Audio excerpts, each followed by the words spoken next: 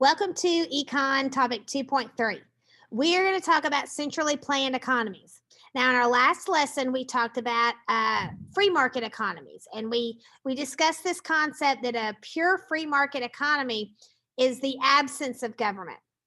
And again, they don't exist in the real world. Everybody's some form of mixed economy. Now we're going to talk about centrally planned economies, and a pure centrally planned economy is the same way. Nobody is this, but the idea behind it is 100% government control. The government decides everything.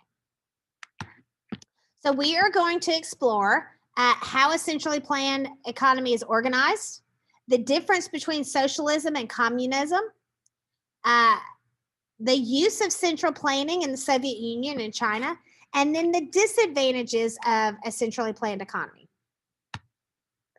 Now, let's look at our key terms. So a centrally planned economy is an economic system in which the government makes all the decisions on those three key economic questions. Remember, that is, excuse me, what's going to be produced, how it's going to be produced, and for whom. So think about it. If you're talking about food and I'm picky, and you decided what I'm going to eat every day, oh, that'd be bad. And you can really think about it, because would it need to be top quality meat? Would it need to be beef, chicken, or pork? Could it be grub worms? You know, people eat different things and they're technically nutritious, but we kind of go, ooh, yeah. Command economies. This is another name for centrally planned. So they're interchangeable. Command economy, centrally planned. Socialism. This is a range of economic and political systems.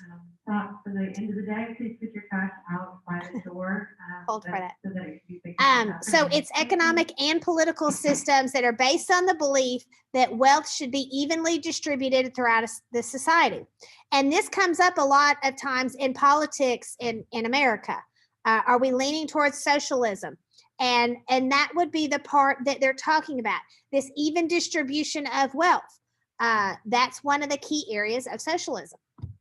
Communism. Now, this is a political system. This is not an economic system. However, it tends to be tied with a centrally planned economy. This is where the government owns and controls all resources and means of productions and makes all economic decisions. Okay, again, it's a political system, but then they turn around and become a centrally planned economy because the government's making all the decisions. Authoritarian, this is a form of government that it limits individual freedoms and requires strict obedience from its citizens. When I think of this, I go back to like a king.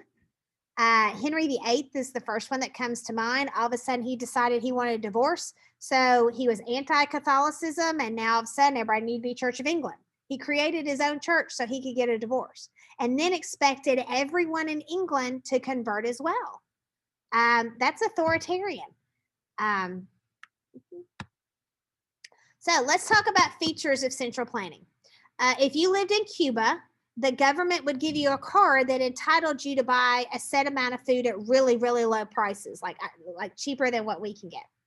However, you know, what if this amount didn't last you the entire month?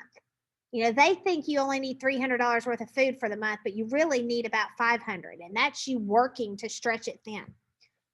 But if you have to buy additional food over that amount, you have to pay a higher price. And you know, most people in Cuba, their salary is low. So if they need more money for more food, they don't have it. So they've got to find a way to take that amount that the government said, ooh, here's how much you qualify for at a cheap price, to stretch it.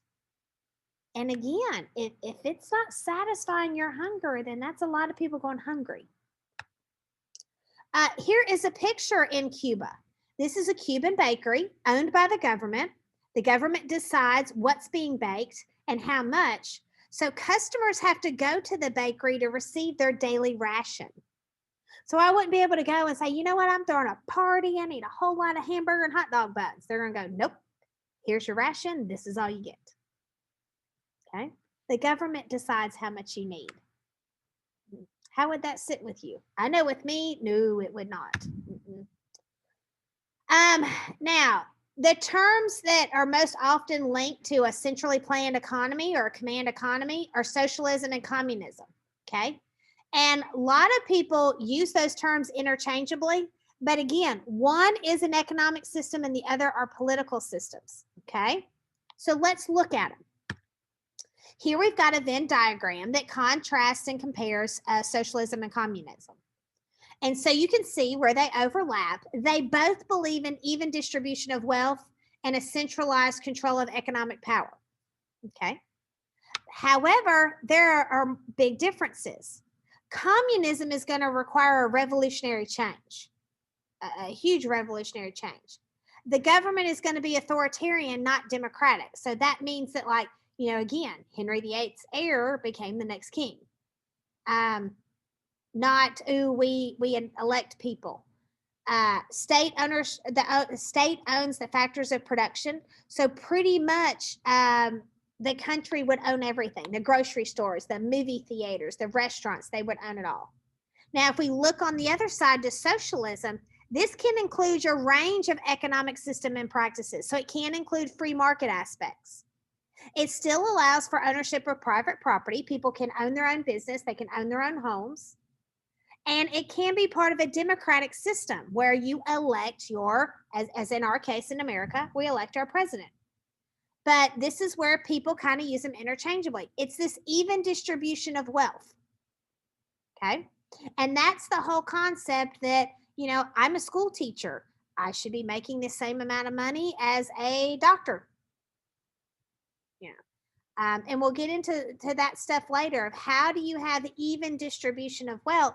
And while you probably are never going to get it 100% even, people are trying to get it closer. We're trying to, pull the bottom people up out of poverty. And at the same time, but then you're capping off how much someone can make. Now, how do socialism and communism differ? The whole communist ideology came from Karl Marx. And the whole concept came from his reaction to grim working conditions. Industrialization in the 1800s, it just started to make things boom. And there were people, like, if you can see this cartoon, horrible working conditions. Maybe they didn't have light. Maybe there were rats everywhere. Maybe they worked 12-hour days in horrible working conditions. So this idea came that if the government owned all of these businesses, they could employ everybody and give them decent working conditions. Now, if you look in the 20th century, the 1900s, communist revolutions occurred in several countries. The Soviet Union and China are two countries that economists study because they reveal the key features of centrally planned economies. And China is still going strong today, but the Soviet Union fell and it broke up. Now, if we look, here we're going to study the Soviet Union. And so under Stalin, this was the communist Soviet government, they had a very ambitious production goals. Okay. They wanted to produce coal and electricity and iron and steel and all this stuff. And I'm like, think about it. If I was a Russian sitting there, I'd be going, oh, I don't necessarily need all that. I'd like some perfume. I'd like, some nice shampoo. But when you're in this communist country, the government's going to be authoritarian saying, nope, this is what we're producing. If you look at China has been very controlling. However, China's undergoing a change. They are starting to introduce more free market aspects, and China's economy is growing. If you look at this, here's a McDonald's. McDonald's would never go to China if the country of China had to own the McDonald's. They'd never sell it. But China, this shows they're allowing some free market aspects to come in, and they've kind of done it slowly to see how it's worked, but it's actually really helped their economy. Now, what are disadvantages of centrally planned economies? Free market and centrally planned economies share the same goals. However, it also, how you meet those goals are different, and centrally planned economies tend to fail more in that process. I always remember, this is probably one of the pictures from this book that I remember the most. And during the COVID pandemic, I feel like I lived this to a certain extent because there were a couple of times I went to the grocery store and shelves were just empty. This looks like the toilet paper aisle, but here, this is like frozen food and meat. So while this woman lives in a communist country and they're going to provide for her food, does she have a whole lot to choose from? Look at that. I mean, that's sad. Yes, everything's provided for me, but oh, there's nothing to choose from. So what can I eat? And that would be the end of 2.3, and I will see you for the next lesson.